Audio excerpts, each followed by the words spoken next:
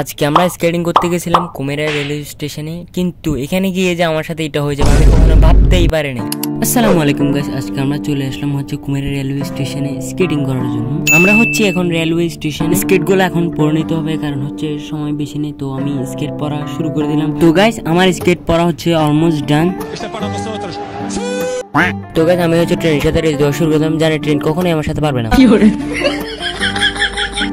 আমি স্কেটিং এ এখনো গাইস পরিপূর্ণ, এখনো জানি না, অনেক কিছু শেখার আছে, অনেক কিছু। তো গাইস আমি এদিকে ডিজে বাহারের মতো নাচতে নাচতে স্কেট করে যাচ্ছিলাম। ঠিক সেই টাইমে গাইস পিছন থেকে একটা ছেলে আসে, আমাকে ধাক্কা দিয়ে দেয়। গাইস আমার ভাগ্য ভালো ছিল যে আমি বেঁচে গেছি। গাইস আমি কিন্তু ভালোভাবে চালাতেই পারি না, আমি আগে বলছি ভালো। তো গাইস যাই হোক, আমি রিপন ভাইয়ের মতো এটাই বাস্তব বলে আবার স্কেট করা শুরু করে দিলাম ডিজে বাহারের মতো নাচতে নাচতে। তো গাইস টানা 30 মিনিট স্কেট করার পর একটু রেস্ট নিচ্ছে গাইস গাইস গরম পড়তেছে, প্রচুর গরম। আমি ব্যাকওয়ার্ডটা একটু ট্রাই করতেছি, আমি ওটাও তো ভালো পারি না, মোটামুটি যা পারি। তো গাইস ভিডিওটা এখানে এন্ড করতেছি। সবাই ভালো থাকবেন, সুস্থ থাকবেন। আসসালামু আলাইকুম।